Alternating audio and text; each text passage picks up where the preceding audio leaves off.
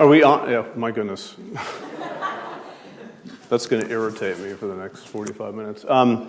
Thank you for coming. My goal is to be done by quarter of, and if I'm not, I'm going to get waved by Jesse here to make sure to give Dr. Phillips a chance to talk a little bit too about some things.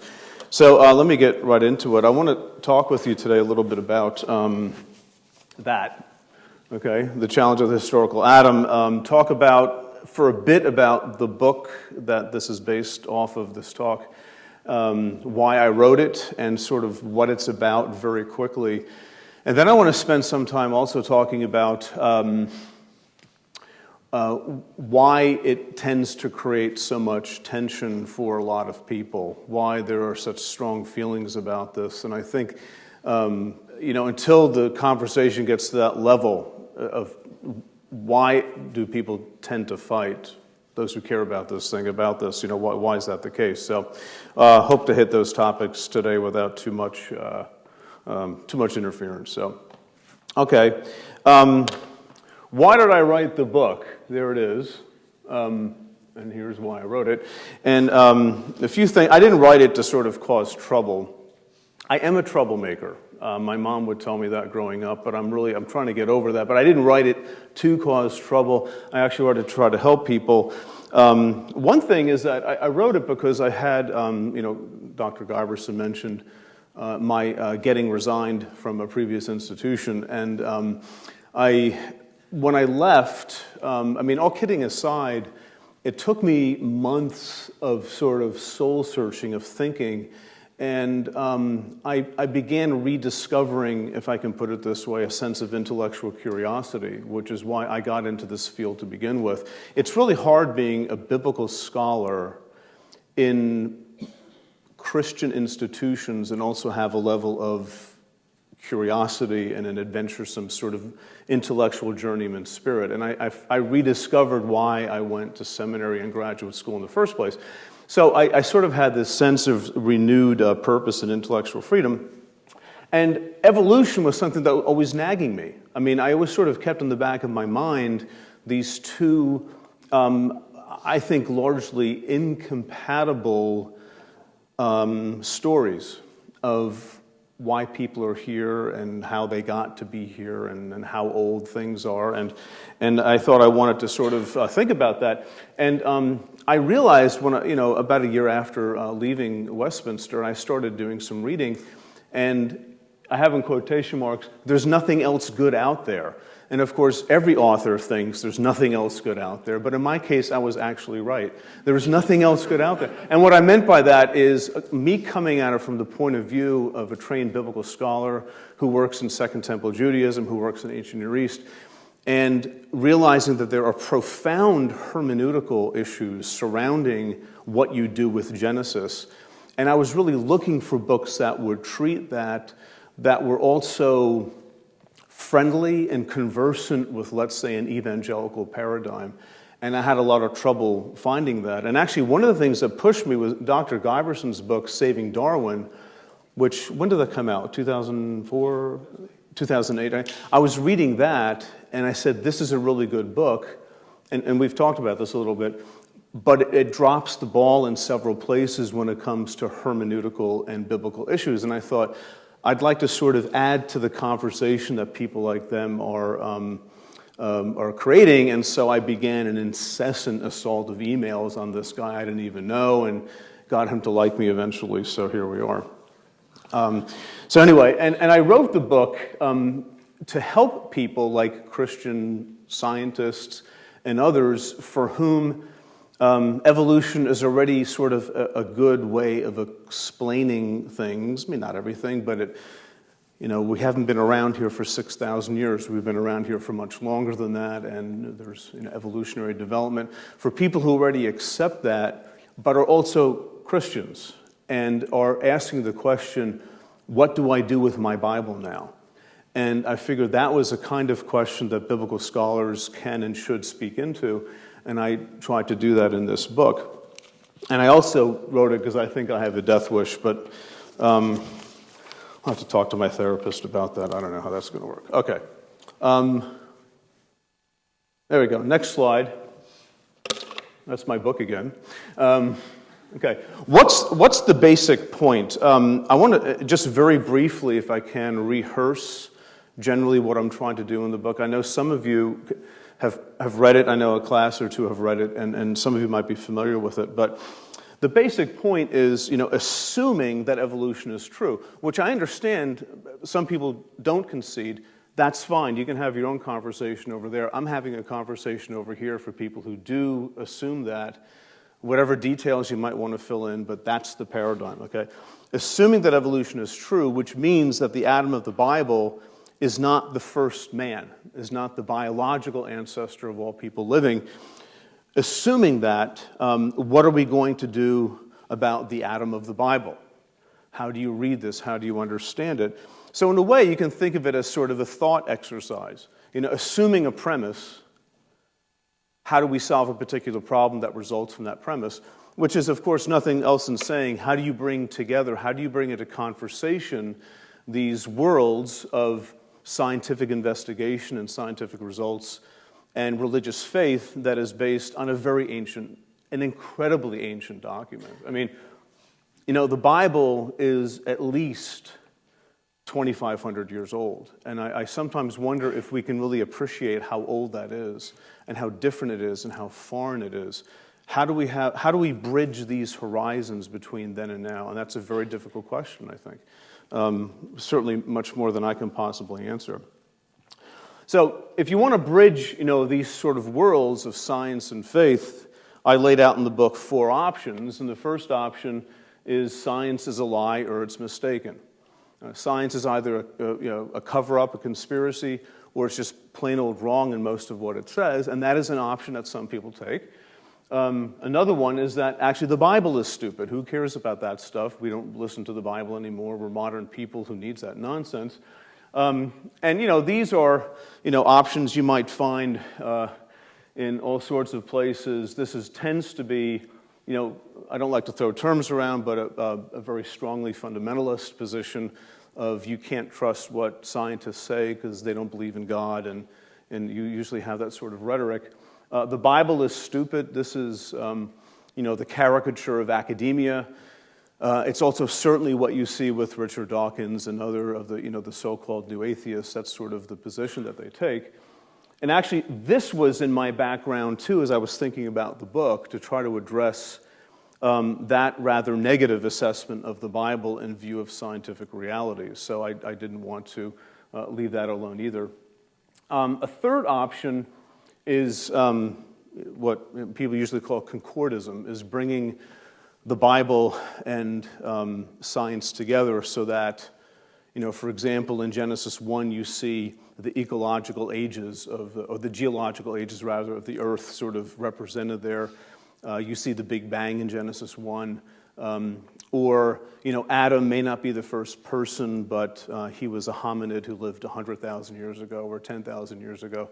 That's another option, and there are many very smart people who hold to that option, and my purpose in life is not to convince them that they're wrong.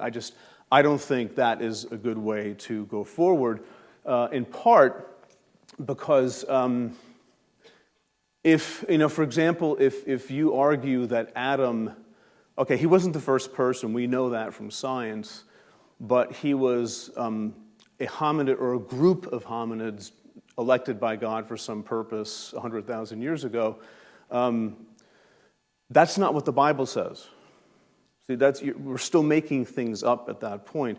And I've always found it ironic that in an effort to sort of protect the Bible in some sense, we try to bridge that gap by saying something that the Bible simply doesn't say. It doesn't have categories for hominids and things like that. It's an ancient story. The fourth option, which is clearly the one that I favor, and that's we can debate and discuss, is to revisit expectations about what the Bible is actually set up to do. That is where sometimes it gets a little bit touchy, because commonly, I'm not speaking for everyone in this room, but commonly we come to the question of science and faith by saying, well, my faith's solid, I know what that's about, now I just have to sort of think about the science side of things. There isn't always quarter given to the possibility that how you're thinking about your faith may be the very thing that has to be adjusted. We may not know everything about God. We may not know everything about the Bible. We may need to change and be educated, perhaps. I know I do, right? So are both of those things open for conversation? And for me, it's, this is a very important part, to think about what is Genesis doing? What role does Adam play in Genesis? What does Genesis say? I know what a lot of Christian theology says, which I respect and I interact with, but what does Genesis say? And then, of course, Paul, as we all know, mentions Adam as well. So the question is, what is Paul doing? And we sometimes assume, I think, too quickly that it's quite clear what's going on, and it may not be as clear as we sometimes think. Okay. That's sort of the gist of it. And here is, the issue here is understanding the biblical language. In other words, understanding how the Bible talks about things.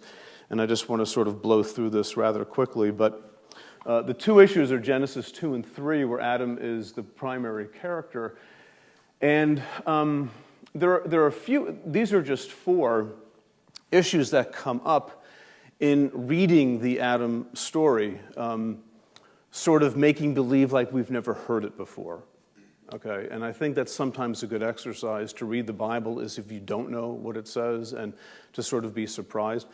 For me, a lot of my doctoral work actually was an exercise in reading the Bible as if I'd never read it before, and not because I'm in a research university, but because I'm in classes with Jews.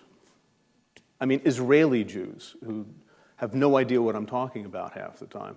And they had ways of reading this story that seemed very palpable to me, very much a part of the conversation, I think. And it was helpful to me sort of to get out of my own skin for a few minutes. But the first issue here, there we go, the curse of Adam, for example.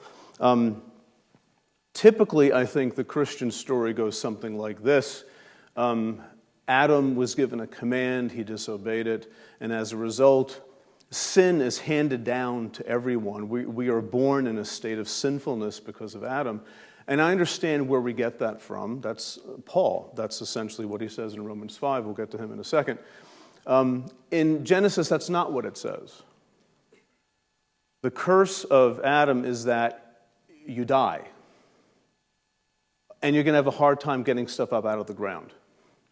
That's the curse of Adam. There's nothing overt, or I even think implicit in that story about, and from now on, people are going to be born and they can't help but do wrong. In a way, the biblical narrative is based on the opposite. Israel, here's the law. You can keep it, It's there. It's right in front of you. What are you waiting for? How dare you disobey? You're going to be. There's no sense of like a helplessness in the Old Testament. So I think one thing is just to understand or try to interact a bit with what is at stake with Adam and eating of the forbidden fruit. The second issue has to do with Adam not being alone, and this is the perennial question if you ever taught children or have children of your own and taught them sort of Bible and Sunday school classes, and you get to the story of Cain. And the question always comes up, where did Cain get his wife from? And then you change the subject because you don't want to talk about that, because that shouldn't be the case. You've got, did he marry his sister? What happened? It is interesting that when Cain is found out for the murder of his brother Abel, God says, you're done, get out of here, you're going to be a wanderer in the land of Nod. And what does Cain say? He says, everybody who finds me is going to want to kill me. So he's afraid of a posse coming after him. And then he goes into the land of Nod, meets a woman, marries her, has kids, and builds a city. And the question is, where did these people come from? And an answer is, they were there. They were always there. So who are Adam and Eve in view of these people on the outside? Which is something that a lot of people have talked about in the history of interpretation. I'm not making this stuff up. They've come up with different sort of solutions, some of which I think are pretty plausible. Sometimes people say that Cain married his sister. which is disgusting, but there you have it. The problem with that is that, remember, Cain was exiled far out. And for his sisters to be there, they must have been exiled too, which is like a major thing not to account for in that story. I mean, how did they get out there outside of the camp, so to speak, right? Anyway, I think the simplest explanation is that Adam and Eve were not the only ones on earth when they're in the Garden of Eden, which leads to the next point. This is something that I've learned over the years and just picked up on from reading Jewish scholars, rabbinic scholars, and how one of the ways that they've looked at the Adam story, and that is to sort of look at Adam as being parallel to Israel in a sense. And if you think about it, it makes some sense. It's worth thinking about. Look at the whole story of Israel. Israel is a story of God making a people for himself out of Egypt, right? They're sort of made into his people. They are given lush land to live in, the land of Canaan. They're given law to obey. If they disobey the law, what happens to them? They are exiled, they're kicked out. And exile is death. Living in the land is life, exile is death. Okay, what happens to Adam? Adam is created by God, put into a lush land, given law to obey. Don't eat of the tree of the knowledge of good and evil. Don't do it. If you disobey, what happens? On the day you eat of it, you shall surely die. What happens on the day that he eats of it? He doesn't die. What happens? He gets exiled. He gets cast out of the land. See, Adam and Israel have an interesting sort of parallel journey that they take, which has led people to suggest that the Adam story, and I'm one of those people, I think this is a very plausible way of reading the story. Adam represents Israel. Adam is a preview of coming attractions. Okay? Israel's entire life is choosing to obey or to disobey. Obedience to the law means you stay in the land. Disobedience to the law means eventually you will be kicked out of the land. And you know that weird thing in Ezekiel about the valley of the dry bones? You know that story? Okay. That is a picture of Israel in exile, dead. And for God to bring them back, the story goes, flesh and sinew and muscles are put back on to this valley of just collected bones. They sort of assemble themselves. Flesh is put back on. God breathes life into these dead ones, and they become alive again. That is a picture of returning from exile. See, death, exile, life, land, and it's not an accidental parallel that we see the very same thing in the Adam story. Another thing to think about is why, of all the things that God would say to Adam and Eve, Adam first, don't eat of the tree of the knowledge of good and evil. Of all the things, why that? Okay. How about don't eat of the tree of sexual indulgence? Don't eat of the tree of heresy or apostasy. Don't eat of the tree of the knowledge of good and evil, right? The whole Old Testament is about teaching the Israelites knowledge of good and evil. It's called the law over here. It's called Proverbs over here. Wisdom and law is about teaching Israel what is right and what is wrong. That's actually what God wants for his people. But he wants it for them his way. You have to follow his path. See, another way of looking at the Adam story is that it's the story of Proverbs almost in miniature. The fear of the Lord is the beginning of knowledge. Adam and Eve's problem is that they don't fear the Lord. They don't submit and trust God's command. Because in time, he would have given them knowledge of good and evil. That's what he wants. See, what does the serpent say to Eve when he begins to tempt her? Right? He says, You know why God doesn't want you to eat that? Because if you do, listen, you're going to be just like him, and that's going to make him insanely jealous. Right? See, half-truth. Yes, he wants them to be like him, but pursuing it his way, not their way. See? So, I mean, we have, again, the drama of Israel, this tension being pulled between obedience and disobedience, that tension that takes up the entire Old Testament is already sort of previewed for us in this story. That's where these other people on the outside come from. They're the non-Israelites. They're the bad people, the outside people, the non-insiders. That's where you're going to go if you disobey. Okay. Maybe that's something we can talk about in the Q&A, but that's one way of reading it. Oh, yeah, Paul. Forgot about him. Yeah, big deal, Paul, because he talks about Adam, doesn't he? See, I think if Adam had just stayed in the Old Testament, we probably wouldn't be sitting here talking about this. Adam, as a non-historical figure, would be a lot easier to stomach if it weren't for Paul in Romans bringing Adam into a very important conversation where he basically says this: listen, Adam disobeyed. As a result, we have condemnation comes to all people. Jesus comes and fixes what Adam screwed up. What does Jesus do? Jesus obeys, and as a result, life comes to us. Right? So, I mean, I think you can all sort of sense the pressure here that for Paul, at least, to appeal to the Adam story as the problem and Jesus as the solution, people say, and I understand the logic here, they say, it looks like both of those figures have to be people.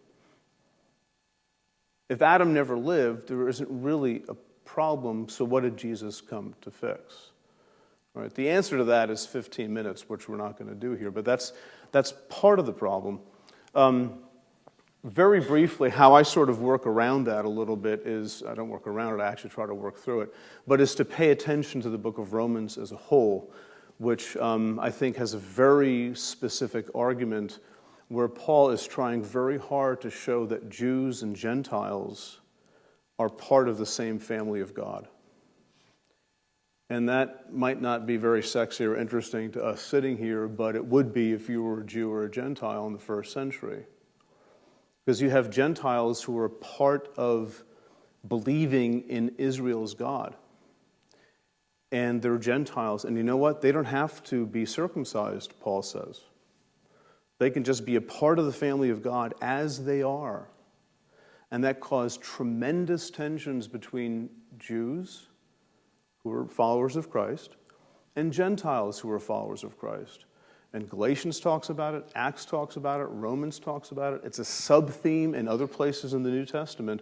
There's tremendous social pressure. And Paul is making the argument throughout Romans, not here's how you get saved and avoid hell.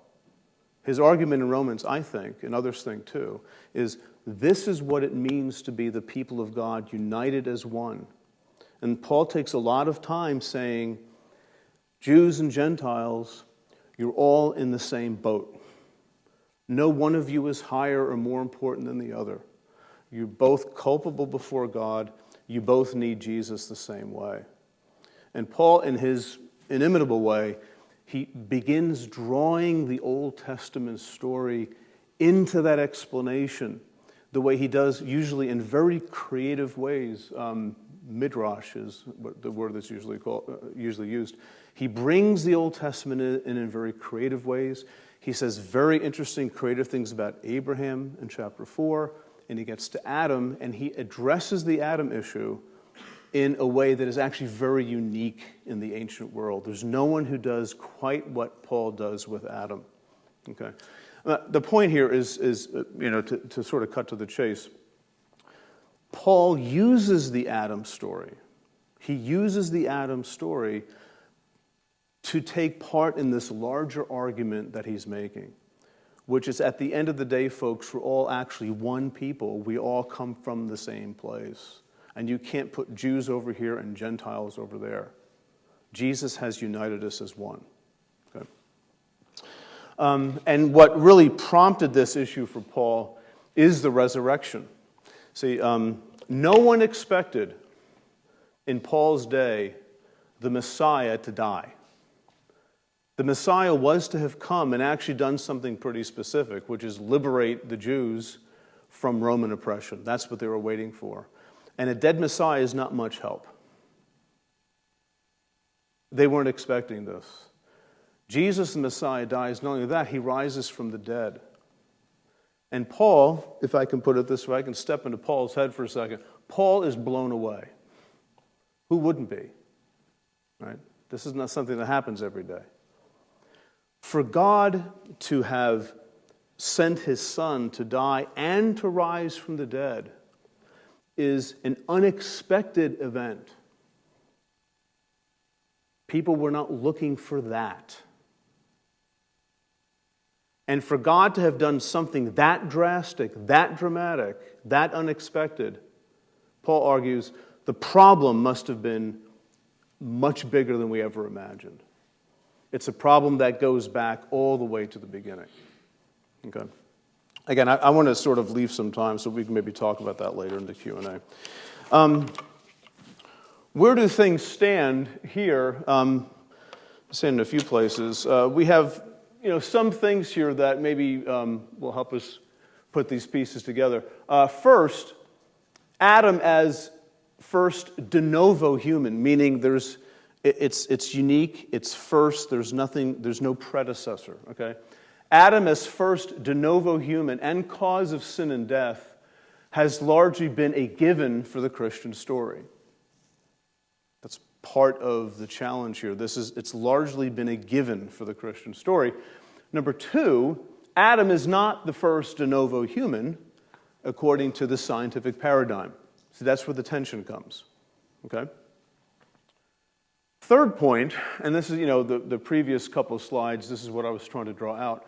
The biblical Adam, who he is, what he means, what he represents, is not as straightforward as we might assume. There are complexities there, which, I spend 150 pages trying to lay out what some of those issues are and coming to a full-orbed understanding of what Adam is in the Bible. And so as a result, the Adam that we're used to, needs to be revisited. In other words, we need to talk about these things, and that's usually very, very hard in Christian communities to have this kind of discussion. I'm glad at Gordon that you're able to have this kind of discussion, and many other colleges as well. I think, this is, my own pop psychology here, or actually pop sociology. I think the reason why there is such difficulty talking about this issue and maybe revisiting some theological things is because of group identity. And what I mean is that, we all have, everyone in this room has a narrative. We have a way of looking at ourselves. We have a way of identifying with groups that we feel particularly close to. We have ways of making sense of the world that we live in.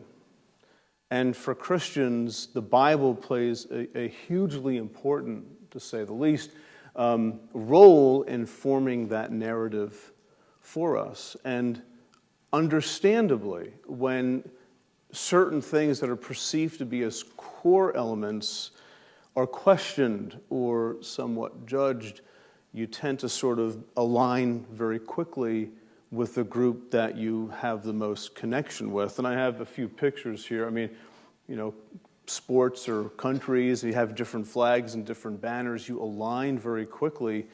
And when you have people who are insiders and people who are outsiders, it can get real ugly very quickly. And probably the best way to illustrate it is this thing up here. Anybody know what this is? Yeah. I'm a Giants fan. Yeah. My youngest daughter, my youngest child, she's 19, she's lived most of her life in Philadelphia. She is an avid Philadelphia sports fan. I hate her guts. The Flyers lost the last two rounds, the last two games. I'm texting her saying it's 4-1. They stink. They can't play. She says, you stay over there and I'm going to stay over here, right? I'm a Yankee fan. Don't get me started. Mariano Rivera's probably lost his career yesterday.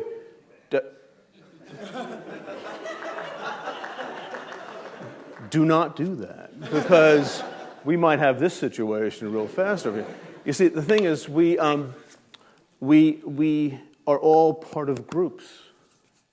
And to me, sports is a microcosm of what happens in religion, what happens in politics, what happens in colors of skin, what happens with gender, all sorts of things we divide very, very quickly. And when we are part of a group, that gives us a sense of belonging. And with faith, it's even deeper than that, because it gives us a sense not just of belonging, but it gives us a sense that the world makes sense, right? What do I hear all the time when this topic comes up? You're taking my Bible away from me. And if you do that, you're taking God away from me. And how do I know anything's right in the Bible? Right? I get it. I mean, I really do understand that. That's why we have to talk. That's why we have to not have flags or emblems or people in groups looking to see how they can protect themselves and keep other people out.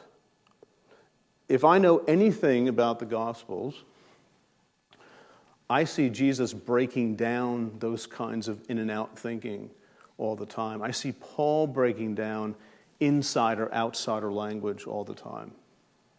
And I think for me, this is an issue where we get to practice that. It's like church, okay? Any of you ever been a part of churches that have had a disagreement on something? Anything from colors of carpet and curtains to, should we have a drum set? Or should we have it? It happens, and what happens right away? And what do you start thinking about the other person? That idiot, And you sit next to him in the pew, and you can't stand these people because they just want to sing hymns, and you want to sing whatever you want to sing, right? So we tend very quickly to gravitate to groups where we don't get along, okay? I think for our identity, and I say our identity, sort of an evangelical-ish identity, wherever we want to call ourselves, I think we need to keep coming back to a very boring slide, I know, but I'm going to go quickly through this.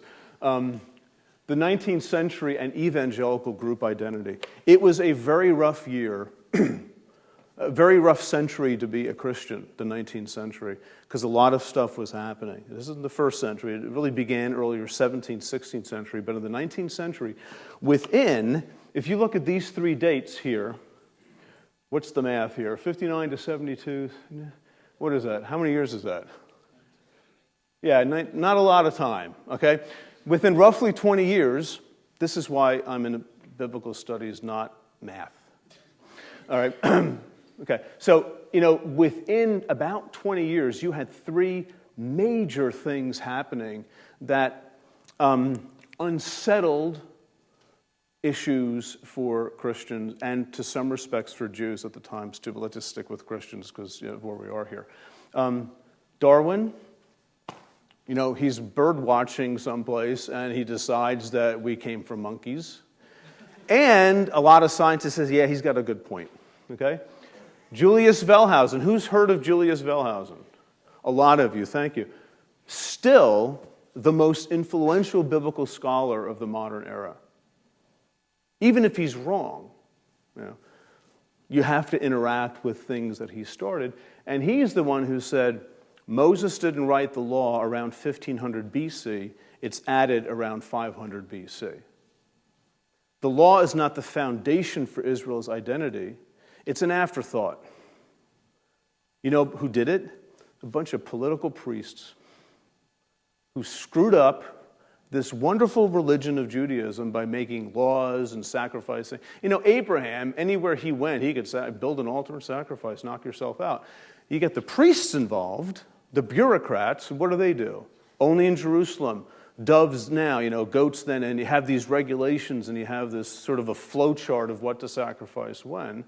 And Wellhausen said, that's all late. That's not even true Israelite religion. Now, agree or disagree, that's actually irrelevant. He was extremely influential. And talk about undermining the historical value of Genesis, of the Bible. That's what was at stake. And then, George Smith, they're one of several people I could have picked on, but the Gilgamesh epic, along with the Atrahasis epic and Enuma Elish, you have these sort of mythic stories from the ancient world where, it was first found and nobody could read it. It took a few years to decipher it. It was Akkadian, sort of a new language. But here you have stories of a great deluge with a boat and animals, and God is angry for some reason. And people began noticing that the biblical story sure looks a lot like this other thing that's not even in the Bible. And in fact, this thing that's not in the Bible is a very weird story. So people began thinking, well, maybe the Bible's a weird story too. See, when you got Darwin, we came from monkeys. Wellhausen, most of the Old Testament is historically backwards and wrong. And this guy's saying, and Genesis is a fairy tale, right? Now, they weren't saying that, but these were the implications. Here's what happened. In the 19th century, camps were formed like that. You had the more progressive types, let's call them liberals, saying, yeah, this is great, let's go with it, let's see where it goes. You have conservatives who said, we need to put a stop to this slippery slope. And you start having these tensions between fundamentalists and liberals. I actually hate those terms, but they'll have to do, right? Most of you in this room, if not all of you in this room, this is your ancestry. These lines of division that were formed in the 19th century are still with us today. I'll bet you that's why Gordon College was founded. I bet you that's why when you drive by and see something Bible Church or something Bible College, it's in contrast to the bad guys of the 19th century. We still live with those, let's call them, sociological tensions, and maybe a better way of putting it is sociological boundary markers, okay? What marks one side from the other is how you handle hot-button, touchy issues. One of them is Adam and evolution. There are many others, but that's one of them, okay? And I have some things here. I think this is the last slide. Actually, I have one more, but we won't do that. Christian Smith is a sociologist at Notre Dame. I like what he writes. But he talks a lot about how the disagreements that we sometimes have are not really theological disagreements, but they're actually sociological disagreements because we see ourselves in different groups that mean a lot to us. See, if the Yankees folded tomorrow, there would be cheers in some parts of the country, and there would be, shut up, and there would be tears in other parts of the country. See, it's my group, okay? I don't care if the Kansas City Royals fall apart tomorrow. Who cares about, it's the Yankees, right? So we all have these affiliations, and when it comes to faith, we do. And you see here just a number of things, culture wars, right? Where ideas, this is rather simplistic, but ideas that are not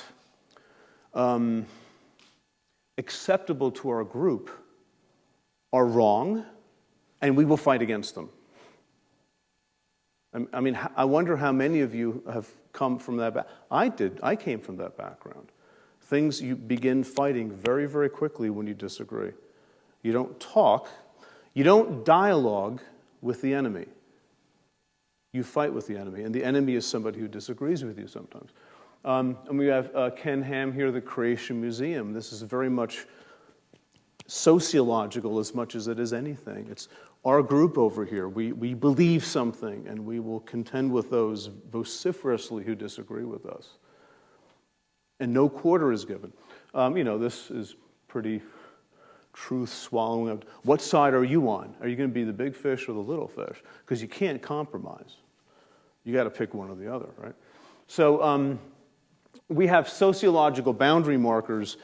In other words, these are things, beliefs that we hold to that mark our groups off from others. It might be the color of your uniform, whether it's pinstripes or whether it's green or red. It might be what city you come from. Here, it's what do you believe about hot button issue X? And that marks us off from other people. We tend to protect those boundaries very much. Last thing I'll say, because it's 1:15, I want to stop here.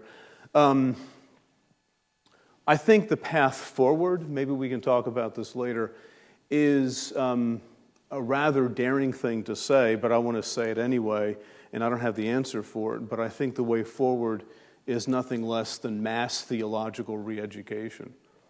It's to think differently about what we can expect the Bible to deliver. It's to think differently about these groups that we form and are a part of, and that's a very, very big task that's far beyond any one person. So